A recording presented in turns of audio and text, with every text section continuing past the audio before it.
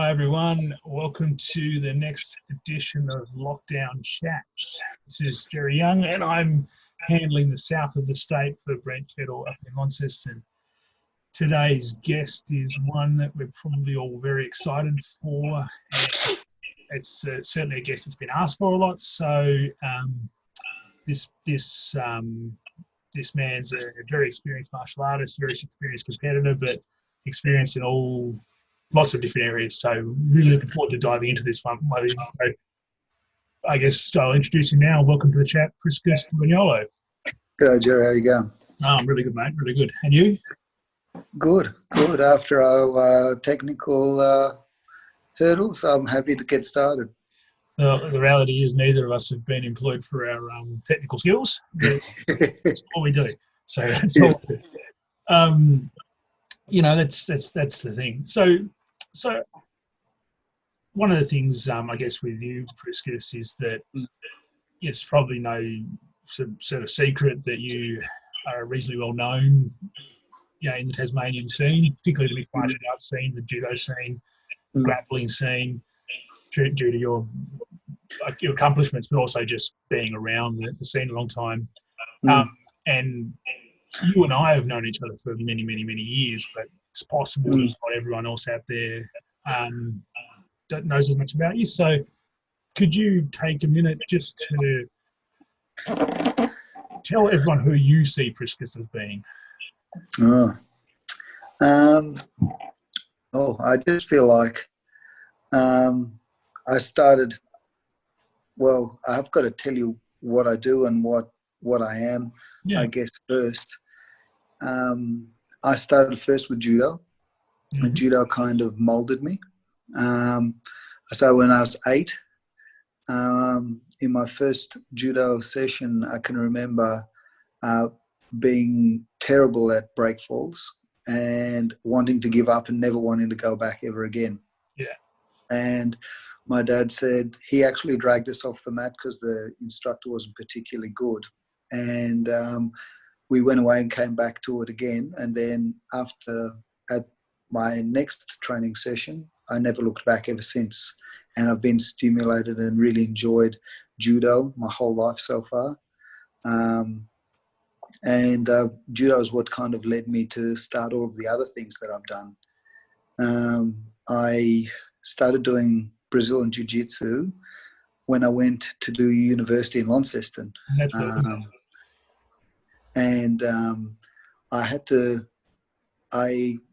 There weren't very many strong judo clubs around at the time in the north of the state. And I had to travel a long way to get training. So I started doing Brazilian Jiu-Jitsu to work on that also similar aspect of my judo training. So I started Brazilian Jiu-Jitsu in 2005, 2004 maybe?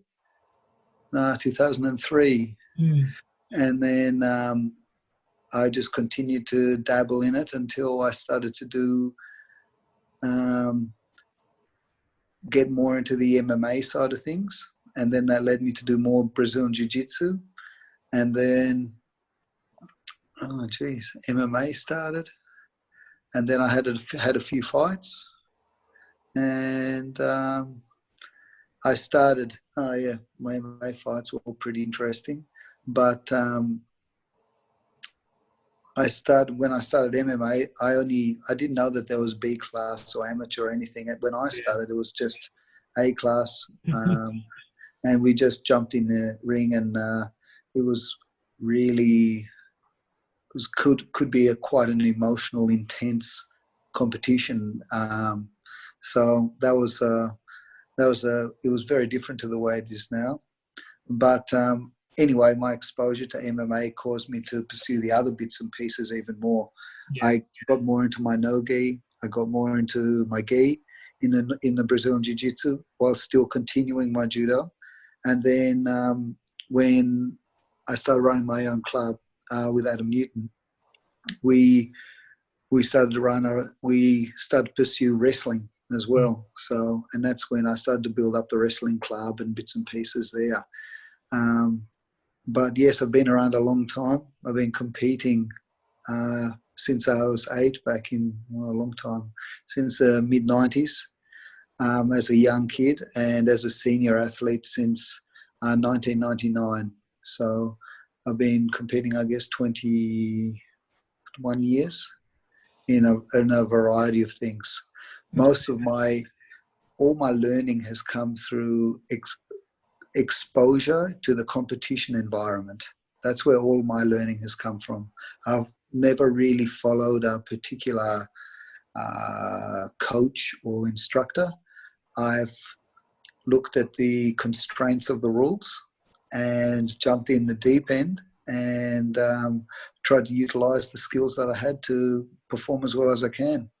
So that's certainly been my experience, working with you and seeing you over the years. And it's an interesting one. It's something that's not uncommon in Tasmania in some ways for people to, follow their own path, often by necessity, I suppose.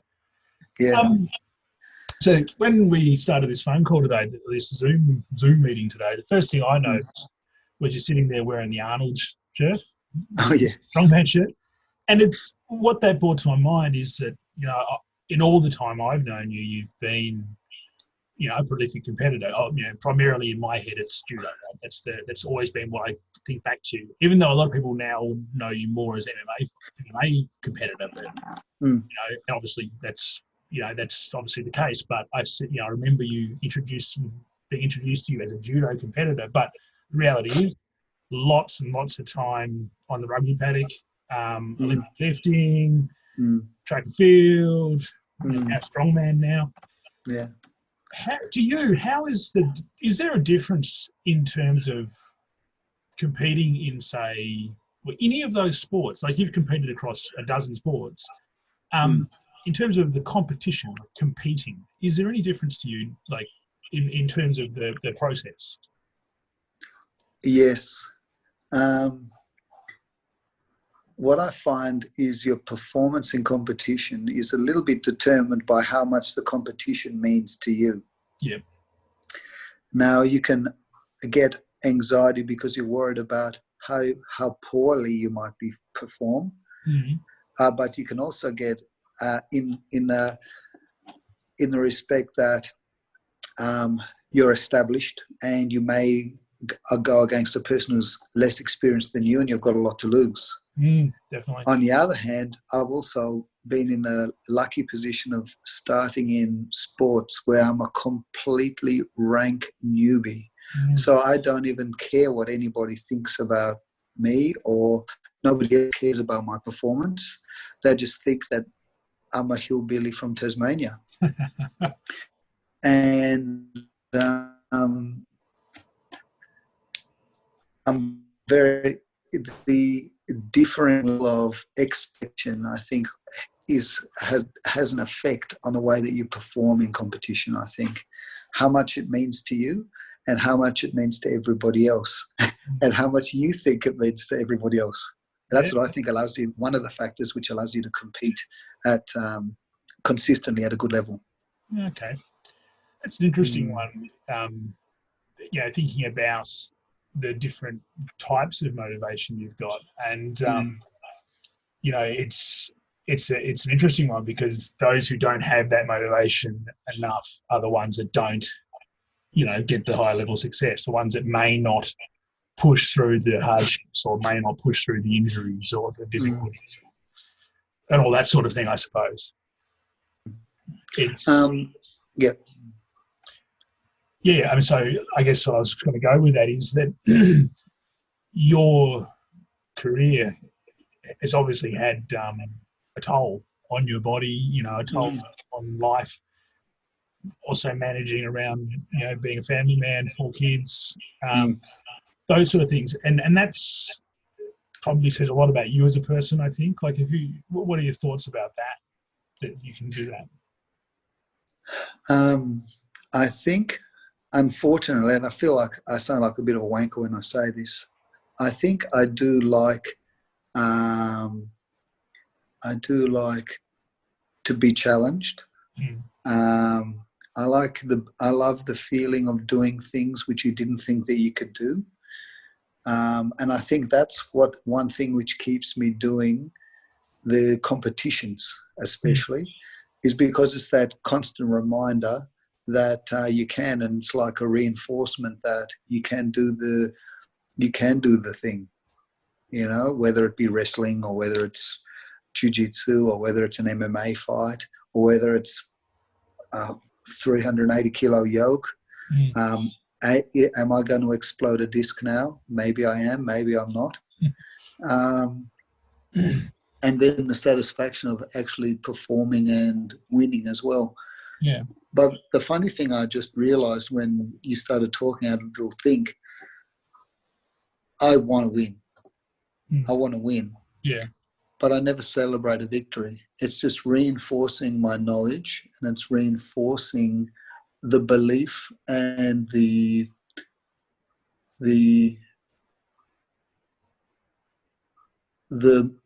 myth, I guess, that you create in yourself to keep yourself going. By winning, it reinforces what you do. Yeah. You see, if you lose, then it means that what you do isn't the right thing. Does that make sense? It's like when you have an argument with somebody and they say, that's really stupid. And you go, I don't think it's stupid. And then they explain to you why it's stupid. You go, oh, shit. Yeah. But that's what winning and losing is to me. It's reinforcing that apart from the raw athletic part of the sport, that the tactics and the techniques and the choices that you make are the right ones. And that's the interesting part. And that's why I think winning is important, because it reinforces that those decisions are right and my beliefs are right in the techniques, in my tactics or whatever. Yeah. It's an interesting perspective, but I like that, and particularly where you say, you know, it's not celebrating the victory as much as just, you know, the victory is a barometer for the effectiveness of your methods or training or your knowledge. It's probably mentally it's a healthy place to be, I think, which is a good thing. I think what kind of bred that into me, though, a little bit more, though, when I was younger and I was trying to qualify for different competitions, world championships and world cups and different training camps for judo. Yeah. The medal didn't mean anything. What happened is that you accumulated selection points, and the amount of selection points that you had gave you another trip. So the result was important only as far as taking another step forward in your development and going on another trip. Because so to celebrate, you know, paint the town red or be really happy and tell mum and dad. I rarely called home when I had competitions and did well. It's just because it was just a means to an end. I also didn't call home when I did badly either. Yes. But I think that's kind of what has programmed me to be like that. So it's an interesting thing in that you work hard, you know, in the judo circuit, you work hard, you accumulate those points, you work your way towards international travel. And international travel is a competition, but that also comes with the camps and the training and all that sort of thing, which, whilst you had to work to get there, that also was the reward there in broadening your training and more experience and more learning.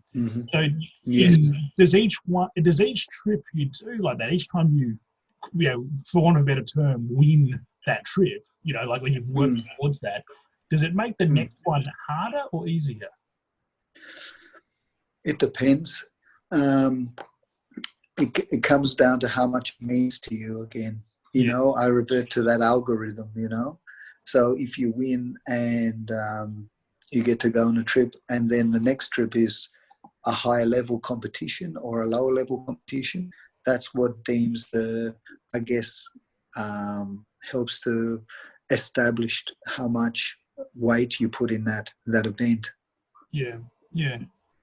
And I mean, you and I over the years have had a lot of different discussions about training trips that you've done, competitions you've done overseas. And I mean, I know you've competed in Japan. I know you've been to France. I know you've been to Russia. Oh, talking judo here at this stage. Yeah. And I imagine there's other places too that that I don't remember. But when you're working in judo in such an international sport, where the language is the same in the sport, that sort of thing, is there? Do you find there's a lot of similarity country to country, or does every country really have their own way and their own distinct training energy and difference? Yeah. Well, what happens when you're the pioneering judoka, you start training in Australia, and then you realize that you need to get more experience. So you need to go and everyone does the pilgrimage to Japan. Yeah. Now, the purpose of going to Japan is usually just to feel and recognize what Japanese judo feels like. Mm-hmm. What differs from Australian judo. Yeah. And the culture. Mm-hmm. Then you go and have a look. Then you go, there's quite a large contrast in the way that they do judo when you go to Europe. Yeah. Europe is a really, really competitive environment. Mm-hmm. It's not so much about the trainings, but about the competitions. Yeah. And because of the population density and the density of competitions available to you in Europe, you become very good at competing. So people in Europe are tactically very strong and sometimes and physically very strong, oftentimes to offset some of their technical, deficiencies. Yes. And then once you've trained in Europe and Japan, you've pretty much covered most of your bases. Mm-hmm. But then you need to train in other countries like Uzbekistan and Mongolia. They've got another completely different style of judo. And very and the native Russians, wrestling styles too, I think, as well. Has been a bit of the wrestling style rubbing off onto it, but the way judo has changed in the last 5 years has just... A lot of people say that the changing in the rule sets with the leg grabbing and bits and pieces has been detrimental to the development of judo. Yeah. But what it has, I wouldn't say it's made it hasn't developed it. What it's done is allowed judo to develop a different part of itself. Yes. Instead of, and the way that they're doing techniques and finding ways around things now is just absolutely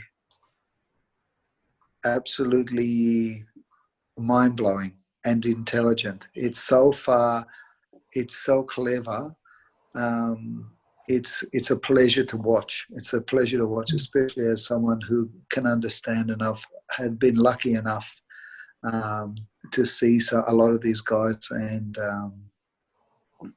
I still follow. Obviously, I'm still up to date with the rule changes and bits and pieces and the developments. And yes, it's really nice to see. It's an interesting point too, because it doesn't matter if you talk about judo, if you talk about Brazilian jiu-jitsu, if you talk about submission wrestling, or if you talk about mixed martial arts. All of these combat sports, and in being that they often have rule changes within them, but also tactic changes.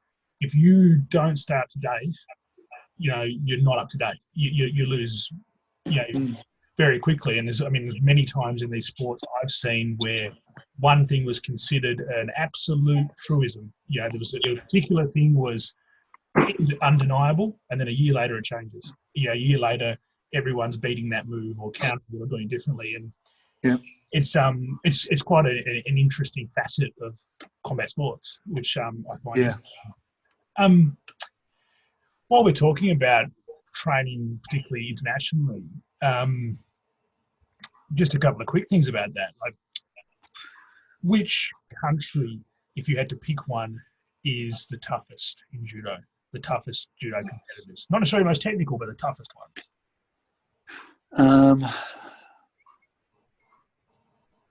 I haven't trained in Russia.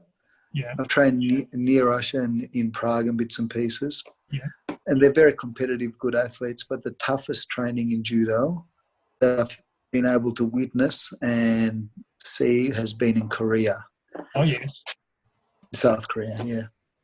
Yeah, I've heard there's a pretty intense judo culture in Korea, particularly in university. Is that true in your experience? Or? Yes, are very proud, and it's a big deal and a big sport in their country. The way it works in Korea, as far as I know, I'm not sure whether it's the same in Japan, but it's very similar. In Korea, if you win an Asian Games championship, Yeah. you get a pension for life. I'm just going to say a figure. It's $1,500 a month for life. Wow. Okay, and that's American. Yeah. If you win a world championship medal, you get a pension of $2,000 per month for life. If you win an Olympic Games medal, you get a pension of $2,500 a month for life. If you happen to be lucky enough to win all of the medals, you can be on a very, very good income per month.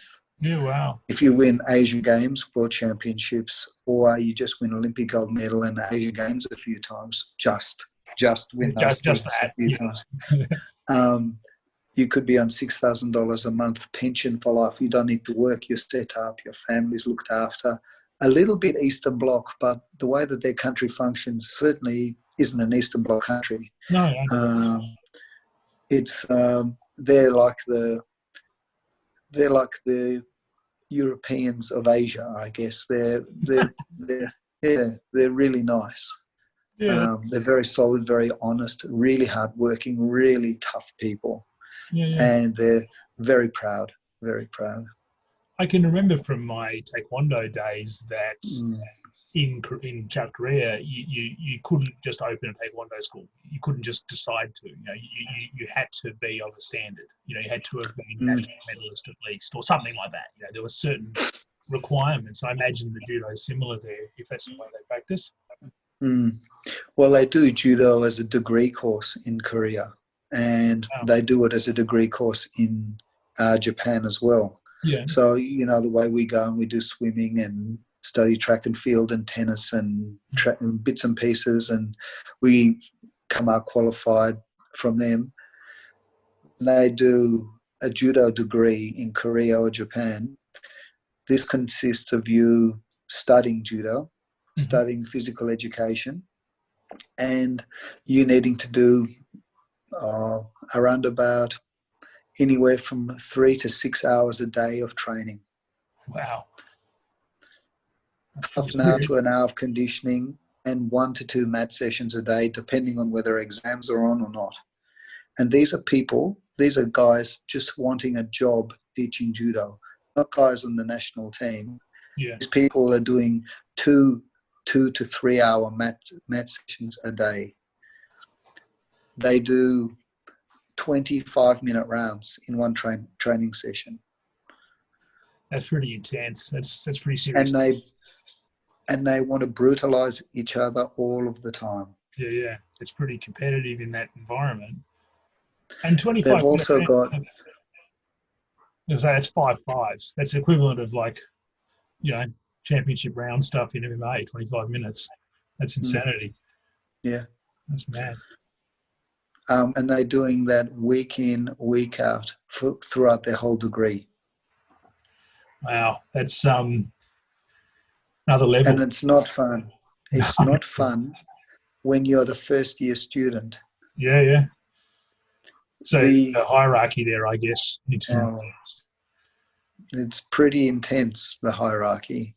Yeah. I was lucky enough that the national team was training at the Yongin University, where I was lucky enough to train. And the junior national team was training with the senior national team. The senior national team was, I think it was 6 deep. So at every competitor, every weight division for 6, the number 1 guy, the number 2 guy, the number 3 guy, the number 4 guy, the number 5 guy, the number 6 guy. All the weight divisions, boys and girls. And then the junior national team, which is number 1 and 2. And then you had all of the students from the Yongin University. So you had quite a lot of people there ready to train. But the people on the national team had to make sure that the people, that the junior members, that the members of the junior national team didn't get too big for their boots, because there was a lot of talent there, and they had to make sure that they were still the established ranking people, and they didn't want young upstarts coming in and making them look bad. So they did. It was a very competitive environment, very competitive. And that's an interesting one in the sense that you may well be the best, in the juniors or intermediate levels, but that's not the same as getting out on the big scene. It's not the same as getting into the big circle. No. And not to mention, if you survive training with the senior, if you can survive training, then you'll be very likely of getting a result at a junior international level if you can survive with the senior national team. I can remember seeing people thrown over and over again, being thrown off mats, being just gifted cauliflower ears in one training session. And then in prevailing training sessions, people making sure that cauliflower ear didn't settle down afterwards. They were really, really tough people, really tough, really hard people. And that toughness breeds toughness, right? It's just... that's right. Yeah. Wow, that's pretty intense. So, I mean, judo, like I say, it's a huge formative part in what I know of you, but, a lot of people, got young fighters in my gym, do you actually know Priscus? Oh my God, wow. Everyone knows your name synonymously with MMA. You're 11-1 now, which is a very admirable record. Certainly a lot of impressive fights that I've been lucky enough to witness some of them, and I've, been around and seen it all. I guess the one thing that everyone wants to talk about with MMA is UFC. And, obviously the call hasn't come yet. It hasn't worked out. The stars haven't aligned for you at this stage, which is a shame. And it's a shame from a Tassie perspective, we want that. We want you there from a Tassie perspective. But, I mean, as a friend perspective too, I know you've done the work. I'd like to see you there. And you've done a lot of work with Rob Whittaker. You've done a lot of work at Resilience with Dan Kelly. Mixing it with guys of that level, how do you personally feel about that level of competition? Is that where you need to be? Is that what you want? Yeah, well, I feel I've got unfinished business in that respect. I've been so close. I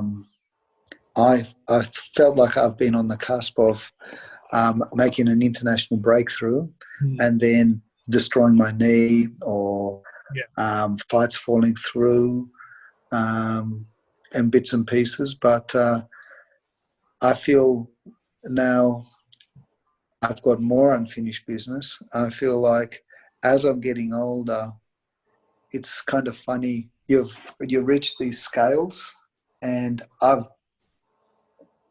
my head knows what to do way better now than it did 8 years ago.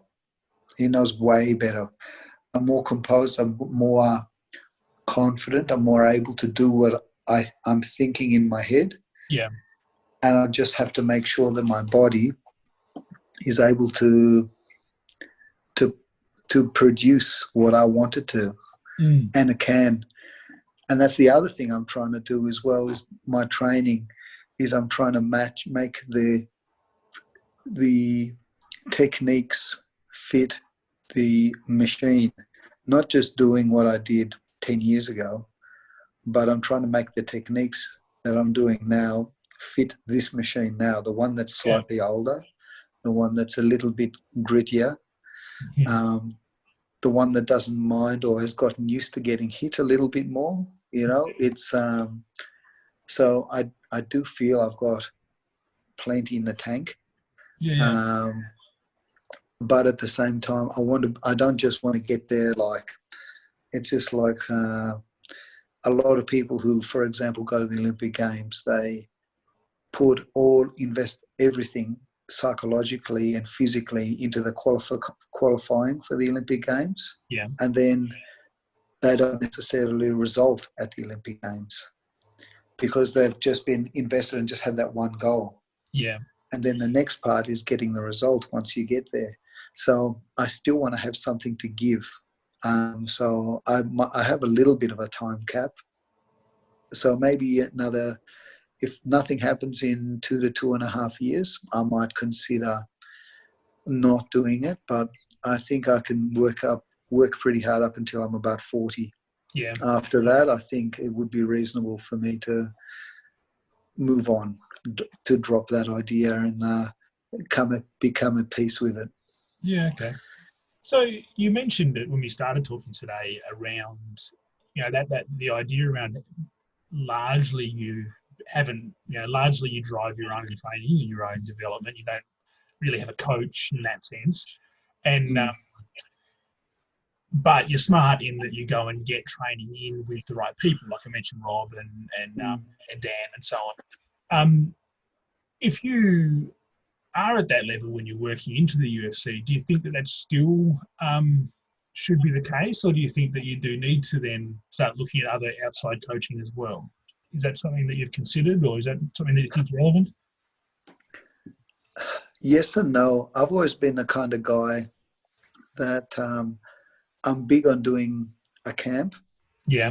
Obviously, you've got the obligation as someone doing full contact sport to maintain a good level of fitness, and have tactics around what you do all of the time. Yeah. But as far as being ready and going and living somewhere else to train, I think I've managed to create enough of a legacy in Tasmania that I don't really need to go and chase the other bodies. Because you've got good body. I've been lucky enough, and I'm old enough, that there's some really good bodies down here in Tasmania. And when I've gone and trained on the mainland, I don't go on the mat there, and you train with guys, and they're 10 guys who are all national champions in this and that and the other. You go on a mat there, and they've got visitors from other clubs who are national champions and bits and pieces. At one particular club, you don't have more than 1 or 2 guys who are really, really good. Yeah. You've got one guy who's really good and a few guys underneath him who kind of help that guy train. And then what happens if those people are intelligent, they've networked a little bit, yes, and they tee up training with other good people in the area. You However, in Tasmania, sorry? You see that in Melbourne a lot. Smart guys. Yeah, it's becoming more and more. There used to be a lot of politics in Melbourne and bits and pieces as far as that kind of training is concerned. There's still quite a lot of politics in Sydney, like people don't want to, or I shouldn't say politics, people want to credit themselves because that's the society we're making by social media. Yeah. If we train somewhere, we've got to say that we trained with these guys, and then they go, oh, okay, so those guys are the guys that made you good. Yeah. People don't want to say that about those guys. Do you know what I mean? Yeah, definitely. And that's where it kind of comes into it. Even if there's no animosity between clubs, there's this social media thing. There's this outsiders looking in, and that's important for clubs as well. Yeah. But as far as me going to leaving Tasmania, I think now I've got enough support that I can do most of my training here. Yeah. Especially considering what I've seen the other successful Australians getting, doing, and bits and pieces. Like, for example, I've trained a lot with Rob, and he's got a really fantastic crew of guys that train around him, but he doesn't go to Tiger MMA in Thailand and train up there. He doesn't go to You know, he doesn't go to Russia and wrestle and things like that. He just trains MMA with the guys that he knows and trusts. Yeah, And he's got smart coaches. Yeah. And it's the same with Dan. Dan is a very tactical, very clever man. And he pulls in the bodies that are most suitable for him. Yeah. Now, most suitable often, from my experience, doesn't always mean the best guy in your region or the number one guy or the national champion, because sometimes these people are precious. They're protecting something. They're selfish. Yeah. You're better off going with people who you trust not to injure you, who you can go hard at and start to develop the reactions which are the best for the opponent that you're going to face. Yes, totally. Does that make sense? It does. So that's why these guys tend not to travel, because they've got really specific things that they want to develop. And if they want to develop those things, the people that they've got around them are going to work their butts off to make sure that those people can do that thing. And that's the interesting thing, is that there's so much trust needed in order to do the kind of, working with the risk that you work with at the intensity that you need to work it in order to do the kind of training that you do. You've got to have that trust, and that's hard come by. And there's probably not a lot of room for too much arrogance in that room. I don't like the word ego, because ego is not necessarily a negative thing, but bad ego, perhaps. You can't trust that. Yeah, and this is common across MMA, judo, wrestling. It doesn't matter where you are.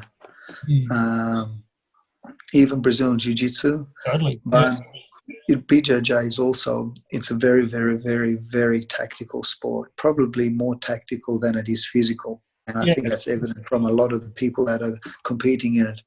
There's a higher amount of good athletes appearing in Brazilian Jiu-Jitsu now, but certainly tactics are primarily the most important thing about your performance in BJJ, I think. Well, I'm always amused, actually. There's a constant thing in jiu-jitsu where people talk about they should penalise the guard pull, because they want to see throws and takedowns. They should penalise the guard pull. And I always laugh and say, that's irrelevant. Like, the reason that the guard pull is so prominent is purely tactics. I mean, you and I had a match at brown belt. I'm not going to throw you. You're a national, international judo level. There's no way I'm going to throw you. So I pull guard. Because if I don't, I'm down 2 points. And that's tactics. And it's one of those things. That could be the 2 points that wins a match. Absolutely could be. Because I pull guard and that's the end of it. Maybe I half sweep you, score that advantage, and maybe I win the match, if you don't armbar me. But, you got to work to your strengths. It's just it's just the way it is. Just the way it is. But I don't think, especially now, I've got 4 kids. I'm not going to be able to go anywhere for an extended period of time. It's a reality. I like to go when I do visit the mainland to train. I do like to go for about, if I can do a week, I love a week, but I usually do about 4 to 5 days. Yeah. And I just do very condensed training sessions. I've got very specific goals for myself. Yeah. And there's certain things I want out of myself when I train, and I want to be able to produce them. And if I can't I can't get the result that I want, I adjust what I'm doing back at home. So I think that I'm meeting my goals. Well, it's certainly a good tester. It's a barometer of what you're doing, I guess. And that's the interesting thing about that. The goals there is that, as a coach, one thing I see as a mistake with certain people is ask them their goal, and they'll say, my goal is to win the national championship, or my goal is to, qualify for the Olympics, or whatever my goal is. And I tend to say to people, that's not a goal that's a sensible goal. A goal is you'll do every training session. A goal is your diet will always be right. A goal is you'll have the right focus on tactics, or whatever it is. The goals are to focus on is the bits that you can achieve to bring you to where you want to be, which is the way you're describing condensed trips. It makes a lot of sense.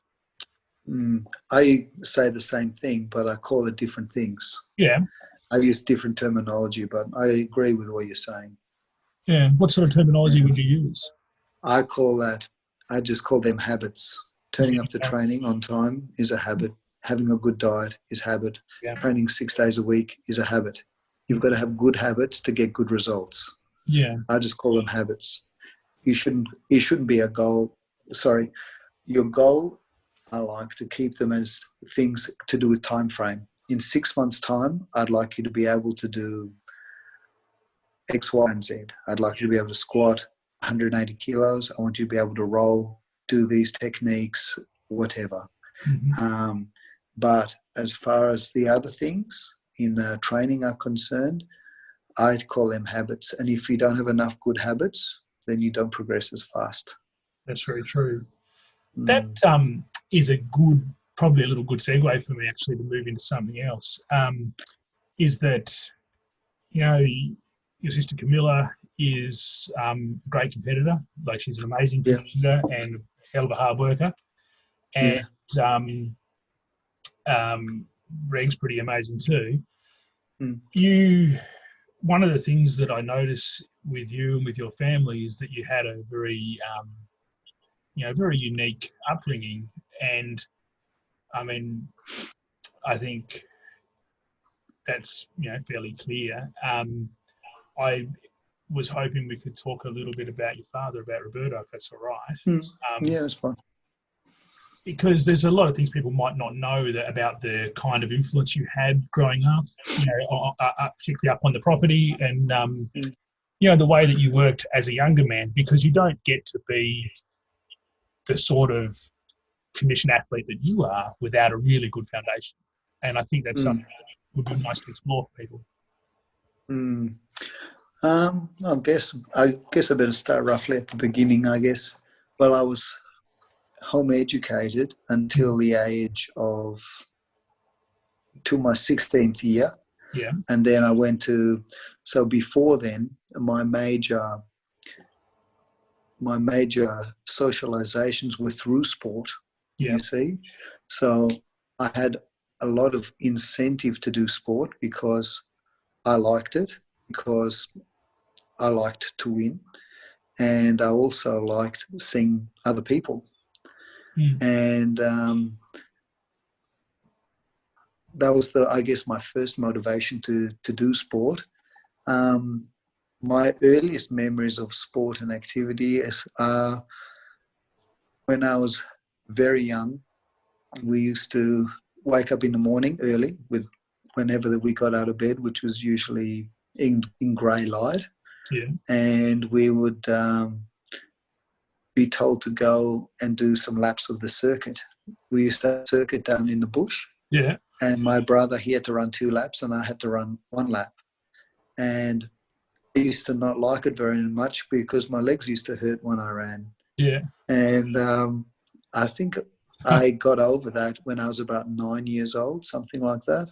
Yeah. And then I could run all right. But when I was 6-ish, 6, less, 5, 6, 7, we used to have a track in the bush, and how long were we 700 meters. 700 meters.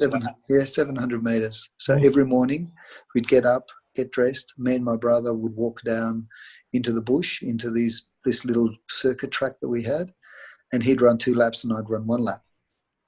And then as we got older, we ran more laps, or we'd cycle up.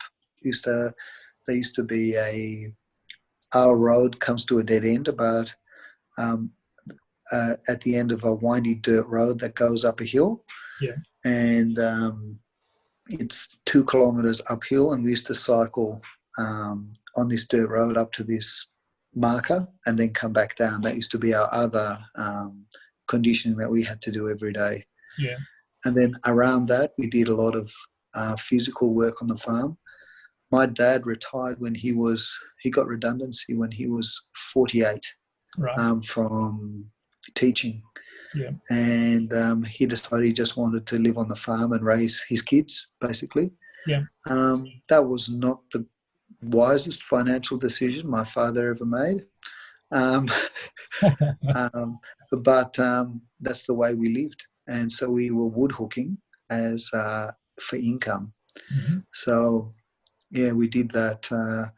I did that from my first.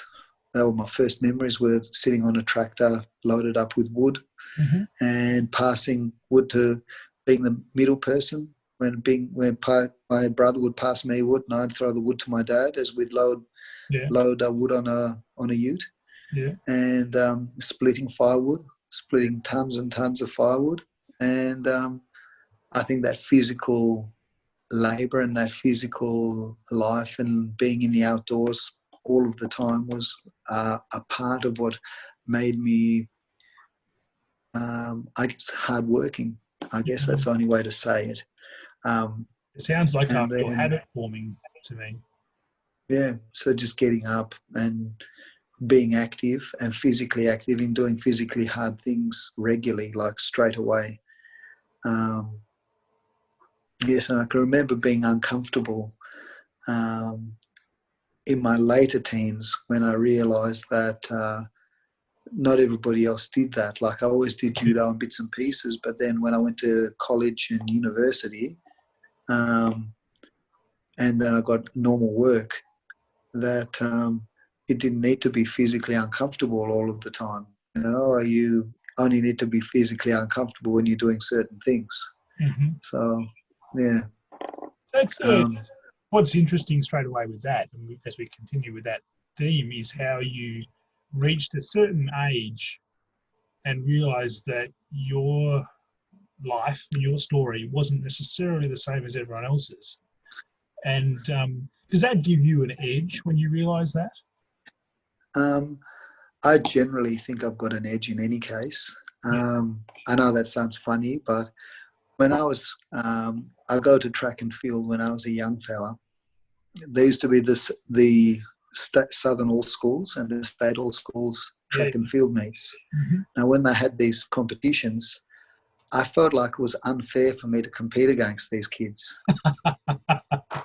You know, because they went to school all day. I did schooling as well, but I only did 2 or 3 hours of schooling a day, if that. And I trained every day. These kids trained for half an hour after school, and they may or may not have had some kind of talent or anything like that. But how they just couldn't. I was a different thing. I was winning. I'd go in the discus in the under 14s and the under 15s and the under 16s and the under 18s and the under 20s. I would win every age group at the time for that kind of stuff. And it was just because I trained all of the time. I trained all the time. I could train all the time. And like I said, I wasn't being arrogant. It was just, I knew that I was doing that training all of the time. And I was thinking of those kids. And when I look back, I can honestly say I felt sorry for them. I shouldn't have felt sorry for them, but I did feel sorry for them because I was coming in like this person and I just doing all of this just winning all of this stuff. And I used to compete just for general interest in the discus, shot put, the hammer throw, and the pole vault. Wow, pole vault. I was a terrible pole vaulter, in my opinion, because I couldn't run. Yeah, well, that's hard. I could bend the pole because I was physically strong in the upper body, but you need to have some speed once you get to a certain height to get up and over. But I really did enjoy it. I was terrible, but I enjoyed it. I have an uncle who was a pole vaulter, and it always struck me as being a very particular sport, very specific, specific power. Yeah, it was a really, really awesome sport. Really awesome sport. Yeah. I really enjoyed it. No, it's cool. It's funny you're talking about the other kids. You know, you're competing and like they're not getting that training in. I mean, I remember the first time we met was at the uni in Launceston. And, Arpad was there running it. Stoney was there and Paul Butler and probably Bradlow was there and whoever else. Generally, I was getting bashed by everyone anyway.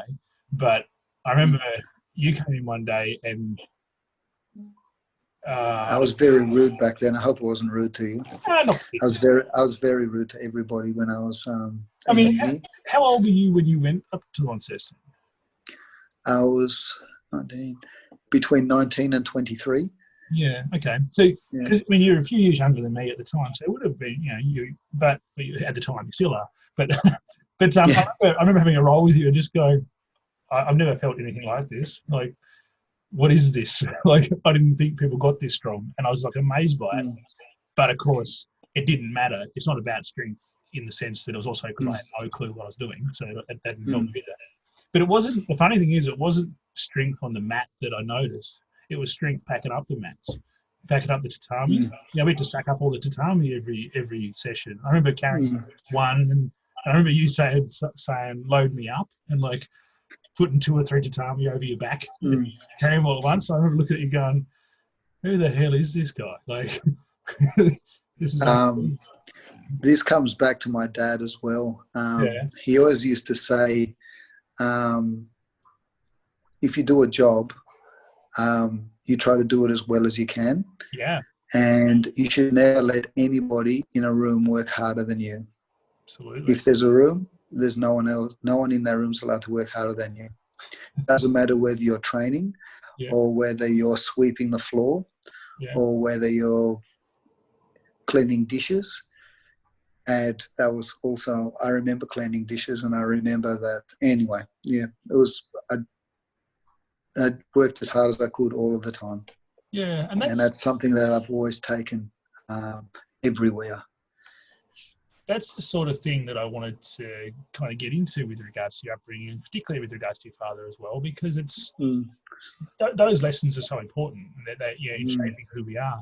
And see, now we move on, and you've got 4 kids now. You've got 4 boys. What does their life? Do you think? Do you think their life is going to look like yours? I mean, obviously they can make their own choices in how they live when they're adults and so on. But do you provide some of those same influences to them, or are they your own influences? Your own experiences. Look, at my house, I would love to hope that they are, physically well conditioned, and they can they want to do all of the physical work, and they can handle life. But in the end, we just have to see. I hope that they can use their brains before they use their muscles. I can imagine that the boys might want to follow on after me, because they'll learn in the next 2 or 3 years that Daddy does fighting, and Daddy does wrestling, and Daddy does lifting and bits and pieces. And they'll realise what muscles are and what you have to do that kind of training and things like that. So I guess I will impart that kind of stuff when the time is right. But I think, we'll just have to wait and see. I definitely want to impart a good work ethic. Yeah. But there's also not the environment for them to have that. Like, we didn't have a lot of money when I was a kid. We didn't have barely any money. So working hard was just being normal. And me and Bonnie have worked hard as well to provide for our kids so that they have an easier childhood. But life's going to have to teach them their lessons at some stage, so we'll just have to wait and see. Yeah. That brings me another thing. Oh, yeah. So I did a lot of training as a kid, right? Yeah. Spent a lot of time training. I didn't learn life the way everybody else learns about life. I learned to do life by asking myself what I'd do if I was in the same situation on the mat. So every time I reached something which was really challenging at university, or with a personal problem or something like that, I've had to pull this problem to the side, and I'd say, if I was going to solve this problem, how would I do that on the judo mat? How would I do that if I was fighting somebody? How would I beat that person? How would I win that thing? And then that starts to get the cogs turning in my head so that I can start to think right. Because if I go to myself, how do I life? I don't know how to life. Do you know what I mean? I didn't live my life like that. I've always trained. Yeah. I'm not a builder. I'm not a lawyer. I'm not an electrician. I'm not a dentist. What I do is I train, and I try to train people. Yeah. And I think when the time comes, the boys should be able to learn what they need to know. But Well, anyway. I think that, I think your boys are in a pretty good place. So, they've got you and they've got Bonnie. I think that's I think that's a pretty good start. So, I think they're in a very good place. Yes. Sorry, go. I hope they can play tennis or golf and put Daddy in a good nursing home, to be honest. Well, that would be ideal, wouldn't it? I mean, I had 2 kids, so one can chop and one can stack, but you got 4, so you're well ahead of the game.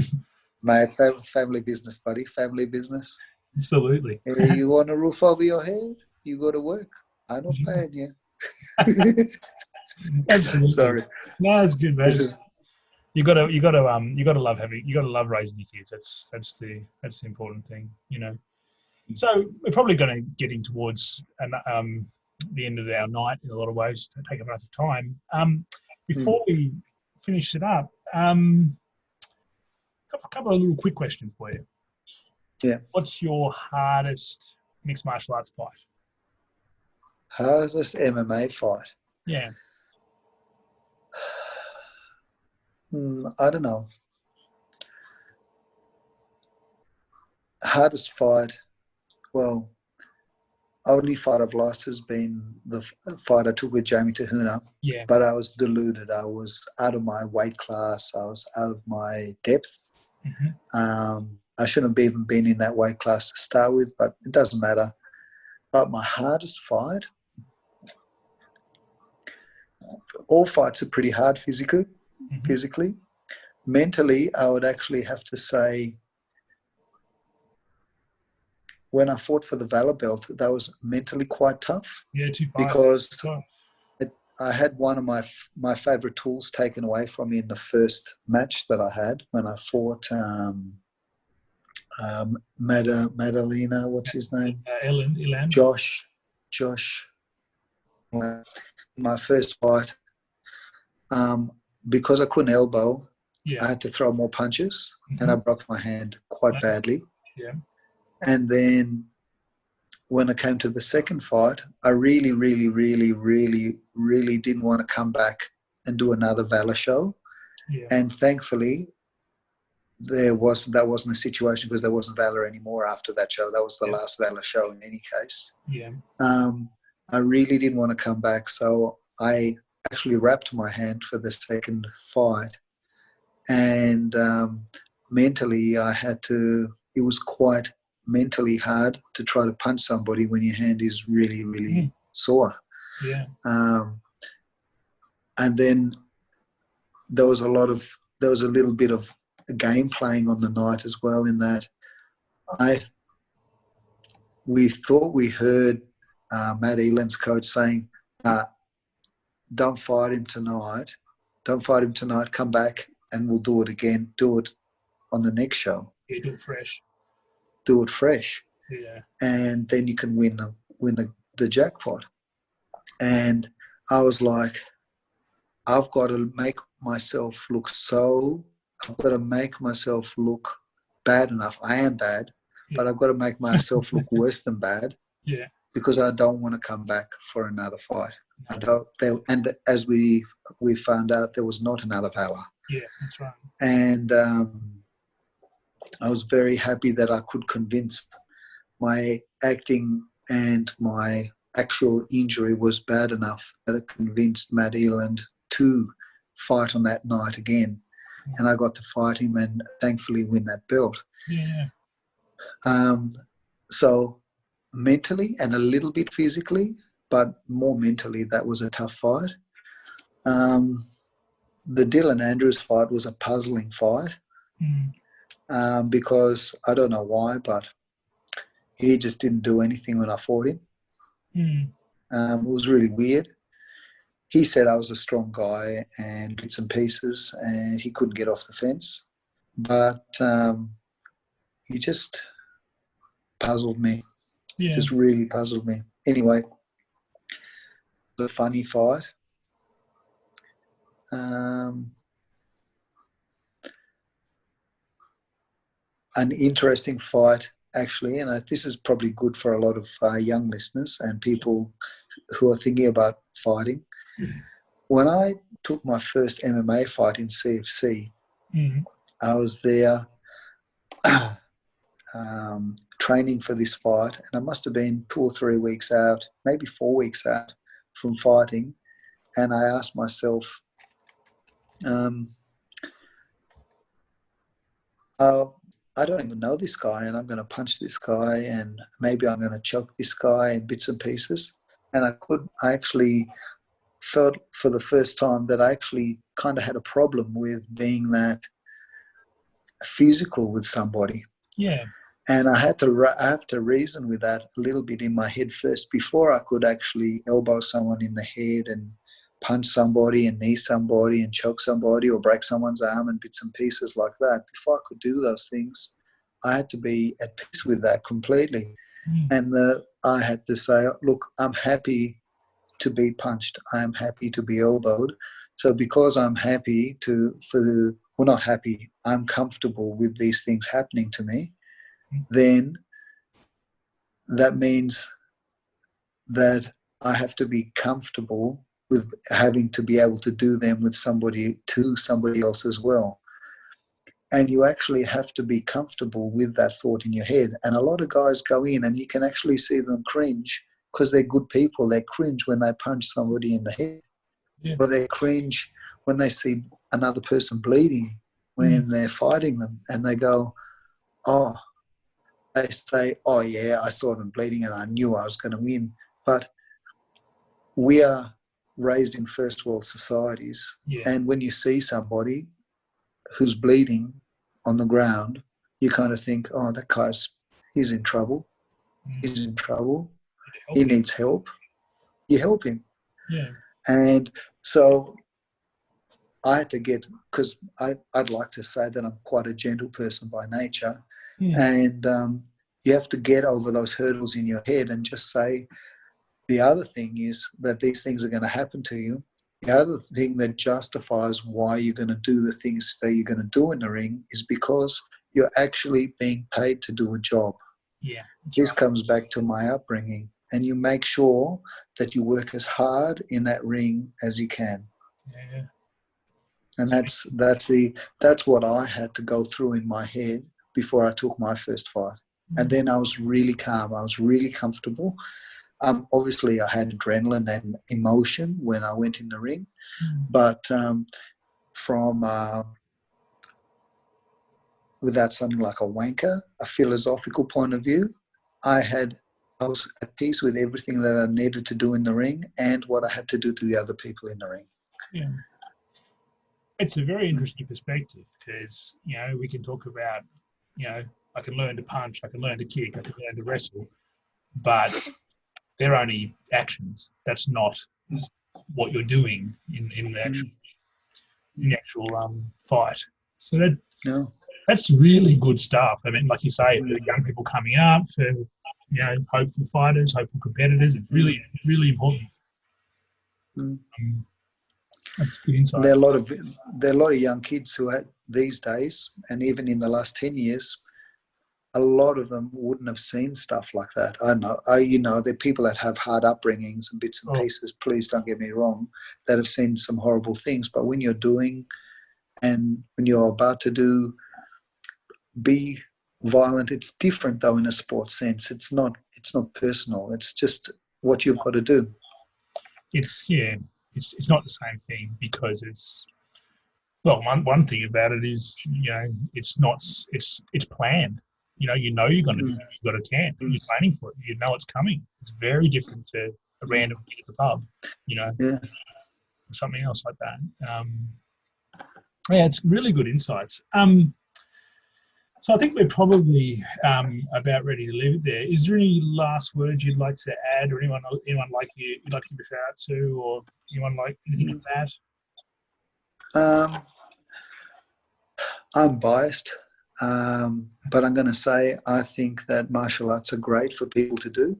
Yeah. Especially because it gives you a reason to be healthy and stay fit. Okay? Yeah. If you go to the doctor and the doctor says, oh, you're a bit overweight, buddy, you're going to lose a few pounds or you're going to get diabetes, or you got high blood pressure, you've got a predisposition to having a heart attack, so you should probably not really be that heavy, Take some stress off your heart. To me, that's the worst motivation you could ever give, to motivate someone to do exercise. I think that when you make somebody do a sport, and particularly a martial art, you adhere to activity because the activity demands it. Okay? When I do judo, or when I did judo, and when I do MMA now, the reason why I run or I do a HIIT session is because I want to be fitter than the other guy. Yeah. The reason why I squat 200 kilos is because I want to be stronger than the other guy. It's not for me. I wouldn't do these things if it was for me. If I don't have a camp, if I'm not in camp, if I don't have a goal, if I don't have a competition, I don't lift the heavy things. Yeah. I don't do all of the running. I don't do the HIIT sessions. Yeah. I'm motivated to do the extra activity because I can be better than the other person. Yeah. Even if they're a black belt in BJJ, I know that they might be more, they've got good skill sets and bits and pieces. But if I know that you can't bend row 150 kilos and I want to pass your guard, I'm going to pass your guard. Yeah. For sure. That's it. And that's good. So what I'm saying is that martial arts encourages physical activity. Yeah. Because you've got motivation to be a little bit more than just the martial art. You want to be more flexible. You want to be faster. You want to be fitter. You want to be stronger for the reasons of being more capable. And martial arts are all about development. Yeah. They're about developing you. So my message is do martial arts. I don't really care what you do. I don't care whether it's taekwondo or whether it's judo or karate or anything like that. Do something. Because it'll make you healthy and it'll make your mind healthy and your body healthy. That's fantastic. And that's you've heard it right here, everyone. That's exactly what we should be doing. Be like Priscus and do martial arts. Look, thanks, Priscus. I appreciate that. We'll sign off here and put this out for everyone to listen to, because I think there's a lot for people to learn. So thanks a lot for your time. We'll see you later.